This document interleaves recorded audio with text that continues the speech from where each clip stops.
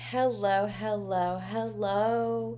Welcome to another episode of Many Mistakes to Go podcast. So, we're going a little off topic in this episode, mainly because I do want to slightly branch out and talk about things that are actually useful.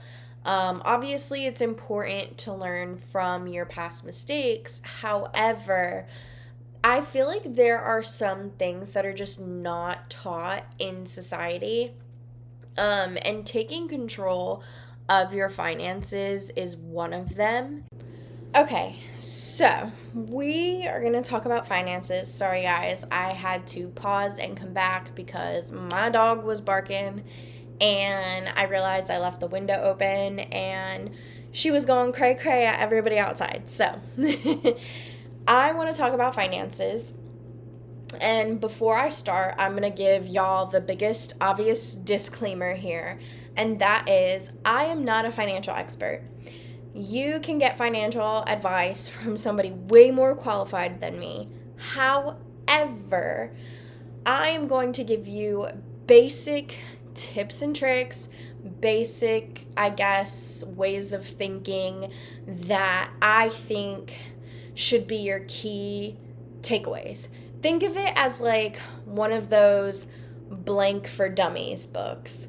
This is like the most basic realizations that I could give you if you know nothing about finance. And like I said, I am not an expert. I don't know everything about finance, but what I do know is that I need to take better care of my finances, and this is how I started. So, without further ado, there's a very popular division of funds. I don't know the best way or terminology, but it is called the 50-30-20 rule.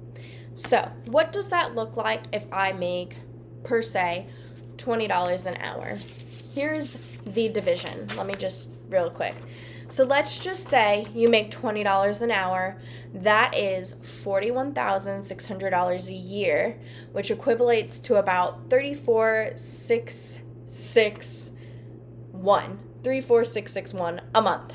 So, to be, I don't know if this is being generous or conservative, considering 466 in taxes and healthcare, though. So it depends on what gets taken out of your paycheck. Obviously, there are a lot of things that can get taken out pre-tax. Obviously, your healthcare, your dental, your vision, all of your insurances, your 401k, and if you have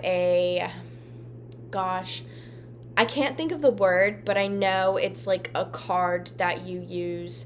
You can load it pre-tax. The word and the terminology is blanking on me, but anyway, there are certain plans that have that where you can take money out pre-tax and load it onto that card and use it for health-related funds.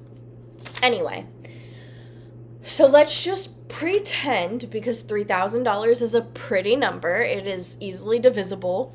That gives you $3,000 a month, which is $1,500 for the 50%, $900 for the 30%, and $600 for the 20%. So what are you looking at monthly? You're looking at 50% needs, 30% wants, and 20% future you. So if you use the 50-30-20 rule, $1,500 of that would go to all of your needs. So that is your rent, that is your food, that is your living. That is your basic needs. $900 a month, or your 30%, is for your wants. Maybe you want to go to a nice restaurant. Maybe you want extra food beyond what your living means are. Maybe you want some extra snacks, desserts, ice creams, whatever food in your groceries. Maybe you want to go to the movies, have some money to spend on clothes, going out with friends, whatever the case may be. That's your $900 a month. And again, You can also, we'll get into it, but you can also divide this however you see fit. And I'll get into that, what I mean by that. 20% is future you. That's $600 a month. Okay? Now, Marissa, I don't make $20 an hour. I make $15. Okay, that's fine. Here's 15. Just a gradual example. $15 an hour, $30K. That is about $2,500 a month, right? Let's knock that down to $2,000 because $2,000 is a pretty number. It's easily divisible. It's probably not exactly equivalating because, again, it really depends on your percentages and what you are putting in pre-tax and what you have for your net versus your gross pay. So the 50-30-20 rule, just so we are all clear, applies to your net pay. So 50% of 2,000 is gonna look like 1,000. So now you have 1,000 for your needs. You have 600 for your wants, and you have 400 for future you. Now, here is the tricky part, or the fun part, or even the I can do what I want part. 50% goes to your needs. That should be whatever you are paying for every single month. That other 50% is really up to you. And why do I say it like that? Well, that is because 20% is future you. If you want to save that, by all means, that's what most people do. If you want to invest that, by all means, some people do that. I prefer to go the savings route up to a certain amount only because I think it's important to have a rainy day fund. I think you never know what can happen. You can lose your job. You can, have an unforeseen circumstance. There's just many things that may cause you to need that rainy day fund, and I think it's important to have. It's nice to have a safety net. Now, let's say you have $5,000 or $10,000 if you're lucky enough in your savings. By all means, go ahead and invest. At least give yourself, I would say, $5,000 or whatever. I would say whatever 3 months is to you, because I think 3 months is a good lifeline for you to be able to live. So 3 months rent plus maybe utilities, expenses. Obviously this world is expensive, so 3 months may not be $5,000 to you, but I think 5,000 or 3 months, whatever is less, is a good starting point. Now, back to the 30-20 here. You can choose future you every single time, right? And you can keep that, and you can play with the 30%. You can play with the 50% if you see fit, but I do like the 50-30-20 rule. Most people, I would say, would stick to that regimen just because it's very familiar. You could do 50-25-25 if you wanted, but that's completely up to you. This is just a basis to work off of. Now, let's say that's $600 a month. Some months look different than others, right? Okay, so let's say $600 a month is $7,200 a year. That is for your wants, okay? Let's say you go on a vacation and you decide that is a huge expense. However, you are going to take it out of your wants. You are not going to touch your savings, and you're not going to touch, well, I should say that a little bit differently, but you're not going to touch it out of your 20%, so to speak. Okay, so let's say, for example, that 7,200 that you're working with, right? Because, hey Siri, what is 600 times 12? 600 times 12 is 7,200. Let's say your vacation costs $5,000, which very extravagant vacation, I must say. But it happens. You're left with $2,200 for the year. You can divide that by 12. You could divide that by 4. You could do whatever you want. That 7,200 is yours to play with. You want to take a vacation, and then some months you want to go hermit. You want to get your hair done and your nails done, maybe for your birthday month or a month that's very meaningful to you. Maybe it's an anniversary. And then other months, maybe you see that money differently. There are so many ways to play with it. But that basic rule is just showing you, hey, this is a good starting point. This is a good starting point to work with. Let's go based off of that. That's basically what I'm trying to tell you. How you go with that money is how you see fit. Maybe you say, fuck it, I'm going to go 50% needs, and that 30%, I really only need 20. You can flip-flop them. Go ahead. You do with whatever you see fit. However, try your best to stick to the basis. It all depends. Now, there are some people where 50% of needs is just not going to cut it. Okay. Can you do 80% wants and needs? So then you have $1,600 a month where you are combining your wants and needs. And some months are going to be better than others, right? Sometimes the electricity is a little higher, sometimes it's lower, and you kind of flip-flop and balance that. However you see fit, my main concern here is future you. Try to give yourself that 20% because you never know. Rainy day funds are important. Again, this is not like a you have to do this. This is the best way. This is the proven way.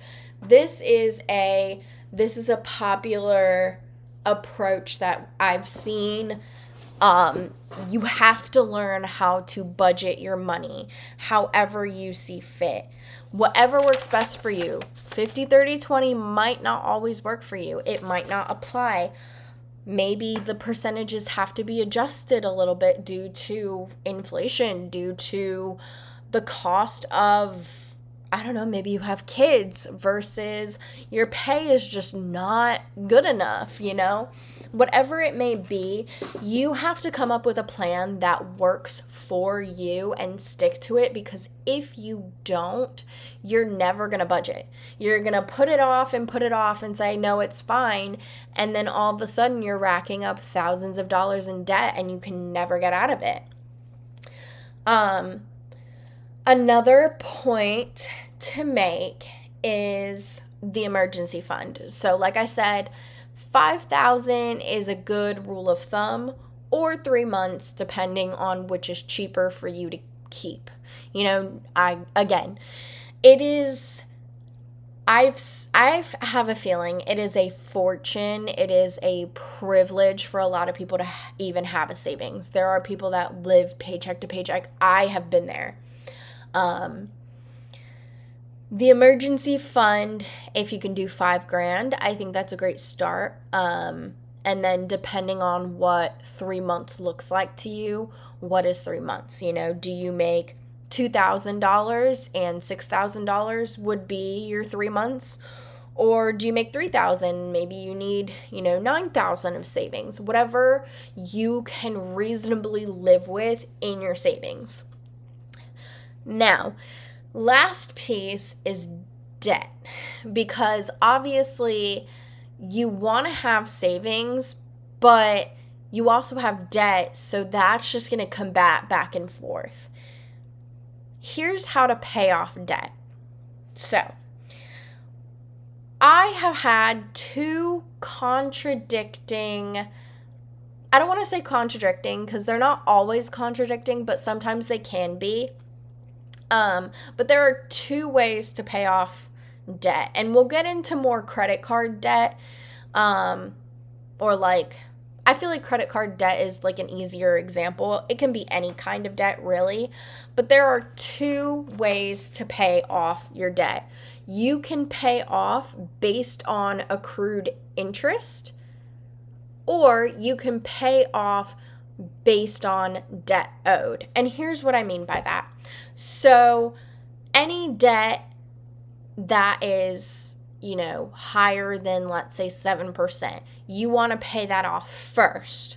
And maybe you want to pay off the highest interest rate first. That's one way to do it. But let's say, again, this is an imaginary number I'm coming up with. This may or may not be realistic. But let's say you have your highest interest card or loan or whatever it is $10,000, right? But your lowest interested card or balance is $200. That's why I say you can do one, the other, or a mixture of both, to be honest. I have always learned, and it may or may not be the best, to pay off based on debt owed, because it's easier to tackle the small things. And I feel like that goes for a lot of things in life. Like when you're tackling a task, you tend to think about breaking up those big tasks into littler tasks, if that's even a word. I don't know why I came up with that. You try to break down the tasks so they seem more manageable. Well, with debt, it's a lot easier to break up your debt by debt type. Let's say you have a credit card versus a student loan. What are you going to pay off? You pay the minimum on every single thing except the one thing you are paying for at the moment. Whatever you are focusing on, that is the full extent of your money that you're trying to pay off versus, the minimum owed on whatever. The reason I say I personally like debt owed is because some things are more manageable than others. Let's say you have 3 credit cards, for example, that are all at $3,000. Okay, maybe then I would go based off of the interest rates because, well, one is going to be more in the long run. Whatever has the higher interest rate, you're going to be paying more in the long run, so I might as well pay that one off first. However, if you see a drastic difference in your debt, why not pay the easier one off first? If I have a card that's $3,000 and a card that's $200, I can probably take my wants money, my $600, and pay that $200 card off, and then, in one payment, and that's kind of why I say, I don't want to say that debt owed is the better, but I feel like a mixture is the better. I feel like you need to see what works best for your life, and I think everything that you learn, you need to learn how to apply it to your life. But that's just a good example because not all debt is the same, right? Some debt, you might have only a couple hundred or maybe 1,000, and then you have like 10,000 in debt, and then you have student loans. Like it's not always going to be, a choice of a similar amount, and then one card is, 4%, one card is 7%, one card is 10%. Like, definitely focus on the lower items first, and then bring in the combination of interest-based. That's just my opinion. But I feel like it's a lot easier to tackle debt that way. Anyway, I feel like those are just a couple of tips and tricks that I've learned along the way. And also, I have learned, and this is just going to go based off of experience now. This is nothing to do with finance because I'm kind of over the tips and tricks of what I've learned listening to other people. There are many calculators. If you literally just Google certain things, you can definitely like find out how to have a financial glow up. Opening a savings account. When you open a savings account, try to find a savings account that has a high APY. So you want the high interest rates because you want to accrue as much as you can in your savings. You know, you want your $1,000 or even $500 or $200 or $100 that you put into your savings, you want that to get the highest interest rate possible. May not always stay that, but if you literally just Google like 2025 high interest rate savings account, high APY percentage, whatever, you will find it. Just do a little research, do a little digging, find what's best for you. But I promise you, you can find so many things on the internet, so many things that help with your finances. So make sure when it comes to your finances that you have a good savings account, that you have a good plan on how to pay off your debt, that you have a good budgeting plan. 50-30-20 is just a generalized rule, but do what works best for you. Maybe, maybe you don't do 50-30-20. Maybe you do 50 and then 20-20-20, because maybe you do 20% goes towards wants, 20% goes towards future you, and 20% goes towards paying off debt. However you see fit.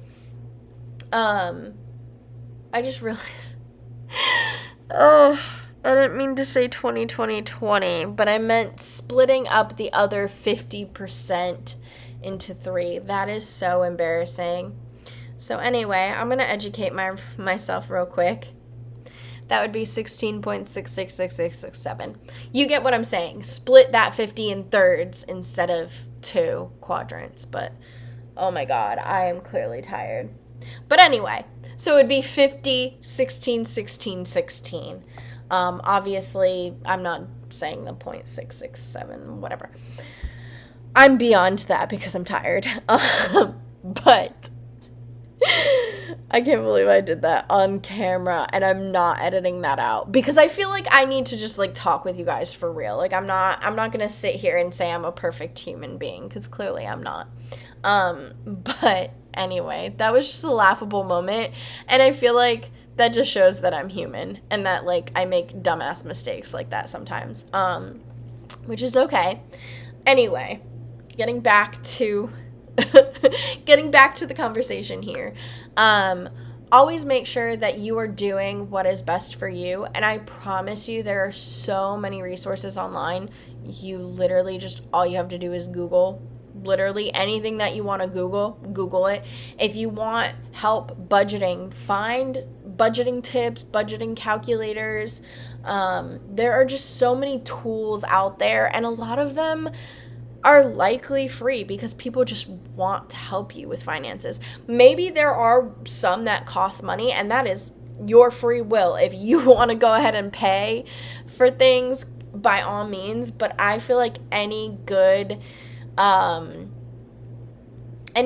way to help with finances should be free, in my opinion, unless you want to straight up pay for a financial advisor, which, don't get me wrong, keep financial advisors in business, I guess, but I feel like we're smarter than that. I feel like there's a way to go about saving and spending and investing your money that does not require you having to pay somebody. But again, I digress. But anyway, I have been looking up different tools and everything, and like how to make a rainy day fund, how to invest. There are so many different branches to go off of finances. And I think in 2025, one of my goals is to be better with my finances. Anyway, let me kind of transition here to another topic that I want to talk about that kind of involves finances, kind of doesn't. It kind of involves spending habits more than anything. So in 2025, I want to be more reasonable with my purchases and what I have on hand. And what I mean by that is when I moved to Texas from Connecticut, I had my little Subaru Legacy, and whatever fit in my car, I took. Whatever I accrued from living on my own, I literally had an entire garage sale, probably made like $600 at least at that garage sale. Like, it was insane. But anyway, my main case in point, if you will, is what I learned moving is stuff. I'm not saying every time you move or move cross country that it's more beneficial to just buy and sell everything. No, not necessarily true. But I have learned that I want to live a more minimalistic type of lifestyle. And not to say I want to be completely bare, have no items. But I've learned that things are just things. I like collecting shot glasses, but do I need to? Not necessarily. Will I still continue? Probably, because I do like having a collection. But let's just take a look, for example. How many shoes do I own? How many do I wear? I could practically sell some of those. Looking around and thinking about what I actually need to live and what I want. Maybe when I look around, I think, okay, well, what have I used in the past 2 years? What have I not? What have I bought since I moved here? Am I using it? Am I not? Just silly little questions like that, and giving yourself a real, reality check, because I have noticed that there are some people out there, and I have been guilty of this, that buy things in hopes to change their life course somehow, or maybe, for example, buying hair care products to start taking care of your hair, or skincare products to start taking care of your skin. Maybe you buy a bunch of to-do lists in hopes that you can organize your life better. I want to limit my spending and limit what I'm spending my money on. It makes no sense for me to keep and continue buying things that I'm not using. And I want to get rid of things that I'm not using, because why would I still have them in the house? So, practically speaking, I want to go through and do a purge, right? I have started with a closet purge, and I'll probably do another one probably summer of 2025 to see where I'm at in weight, in clothing style, see, where I'm at, see what is needed, because I'm a girly who works from home, so I am not wearing clothing every single day that is office attire, and then having clothes that I need to go out in, for example. I don't need 4 different versions of myself or 4 different wardrobes. I practically just need lounge clothes and going out clothes. I don't need office clothes, going out clothes, lounge clothes. You know how people have different, I don't even want to say they dress differently, but there are some people that dress differently in the office because it's a professional workplace versus at home versus going out. Totally normal. I don't have that line to cross, so to speak. So I'm practically getting ready to do a huge purge of items, and whatever does not sell, I'll probably end up donating, but at least I feel like for certain things, I at least want to try to sell them to see if I make any sort of profit and if that profit is worth it. Because if the profit is like $5 an item, it's not worth it unless it's like a garage sale. Like, let's be real. Like, garage sales are where it's at for all your trinkets. I'm so serious. When I had my garage sale at my parents' house, oh my God, literally, it was a year, over a year ago at this point. I noticed that organizers were a huge hit. Every single organizational box, tool, whatever I had, all of it bought. So, like, for example, my cube organizers, every single insert, box, anything that had to do with organization, gone. Right? And I feel like that's so popular these days. And I get it because, like, we have so much stuff that we feel the need to organize so much stuff. But that's why I want to minimize what I'm buying and minimize what I have, because why am I buying more stuff to fit the stuff that I bought? If that makes sense. Like, why am I continuing a cycle and pattern that is just going to cause me to have more money out of my pocket when I should be saving and investing in my future? And if I want to travel, if I want to have, a good house in the future, why am I spending that money instead of saving it? And it's not to say like, oh, my $6 Starbucks coffee drink, or not even Starbucks, because I like to shop local, but I digress. So for example, oh my God, where did I go? It was like Classic Rock Coffee, I want to say, is where I recently went, and it was very, very good. But let's say like that drink was like $6, and let's say my coffees are $6, for example. I'm not to say that $6 for coffee is going to be anywhere near towards a house. Like, I'm still going to get my $6 coffee because, let's be real, the prices of houses are just not comparable. Like, me having a $6 coffee is not going to make a difference whether I have it or not. Like, it's not going to make a difference on putting a down payment on a house at this point. But it is nice to know that I can find ways to take it easier on myself, like I don't need to keep continuously buying things if I'm not going to use them. I can go take a look in my closet and confidently say, I'm never going to wear this again. I need to get rid of it. Let me try and sell it first. And then if it doesn't sell, no harm, no foul. All that I really spent was my time, because it was already in my closet. I already paid for it.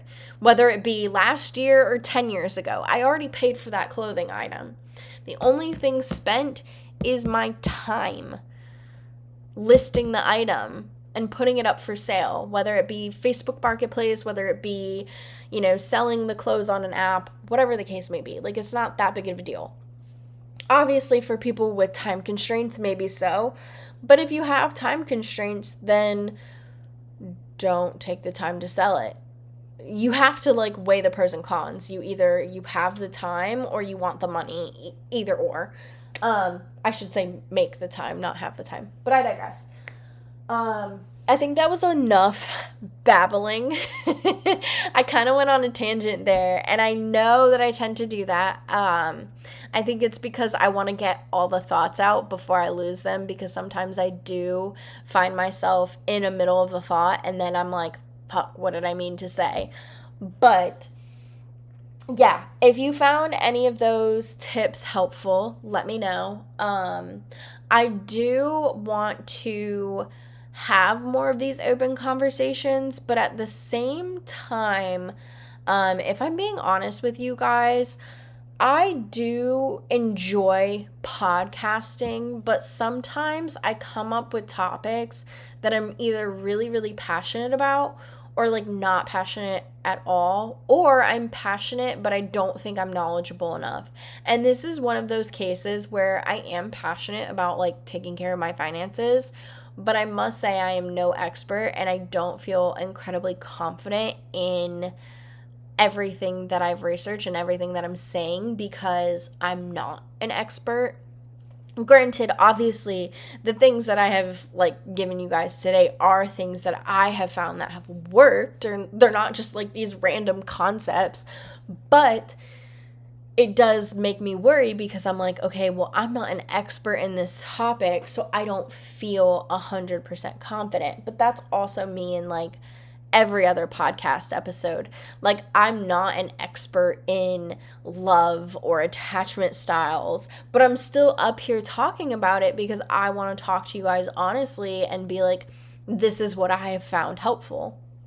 But I feel myself struggling to keep love and passion for this podcast at times. And I think it's mostly due in part to me finding a love for vlogging that I really did not expect. Like, I genuinely thought I loved just creating content of any kind, but I am realizing that podcasts, I don't want to, I'm like terrified of being repetitive in the things that I say, which is very ironic because I know that I'm repetitive in certain things that I say. But I guess with vlogging, I feel like there's more of a creative aspect to it, and I really don't want to lose that. So with that being said, I am actually, for the month of December, just a heads up because there's only really like one more. Is it one more? I think it's two more podcasts. Hold up. So this one is going up on the 13th. Yeah, two more. So the 13th, which is this one, the 20th, and the 27th. We've got this one and then two more podcasts that I'll be releasing. But after that, for the whole month of December, I'm actually going to be doing Vlogmas. So I have decided, in favor of my mental health, to take a pause on podcasting, kind of reevaluate how I want to go about with this podcast, because I feel like I know I get listens on Spotify and I get listens on Apple. My podcasts aren't 100% popular on YouTube. I feel like my vlogs are definitely more popular than my podcasts, which is fine, obviously, but I want to make sure that I'm not only doing what I love, but also reaching the people that it needs to reach. And I guess I feel like I wonder if my time would be better spent doing 2 vlogs a week versus one podcast, one vlog. Obviously that means I have to come up with way more vlog ideas. I have to spend more time vlogging, but that doesn't mean I can't podcast, here and there, whatever. I don't know. I think for 2025, I'm really trying to figure out what I want to do and how I want to go about 2025. So with that being said, I just want to give you guys like the biggest kind of heads up because I may or may not podcast as much in 2025. I might consider doing podcasting maybe once a month and then doing 2 vlogs a week and then seeing if that one podcast a month is, beneficial enough. Maybe I get into more vlogging content. I'm not 100% sure yet. So bear with me just as like a heads up. But for the next 2 podcasts, what it's going to look like is the following week, after this podcast comes out, is kind of giving you a sign that you will be put on the life path that you're meant to take. And I'll kind of just talk about experiences and how the universe kind of does its thing. So if that interests you, stay tuned for next week. If not, I completely understand. Again, I want to create content for people who want to listen. You're not required to listen just because it's me. You're not required to listen just because it pops up on your For For You page. You're not required to listen just because, you came across the video. Obviously, everyone has their own free will and can choose to listen to me or not. Like, it's not a big deal. But I want to, kind of put content out there, and then kind of roll with what I see.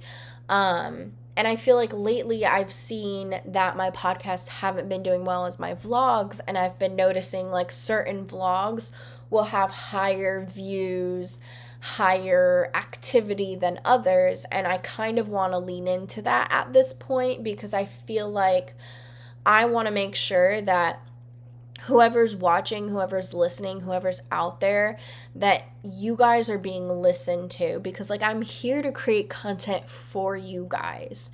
Like, don't get me wrong, I do it for me, but I also do it for you, in the sense that I do it for me because I find it fun. I find it like a release.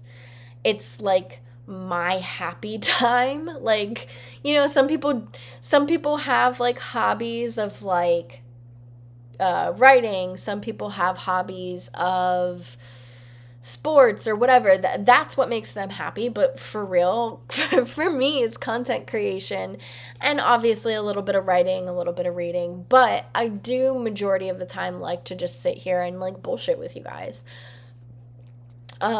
So like I want to see what you guys want, and what you guys want from me. So if you've made it this far in the podcast, if you could please either comment, depending on the platform, if it allows you to comment.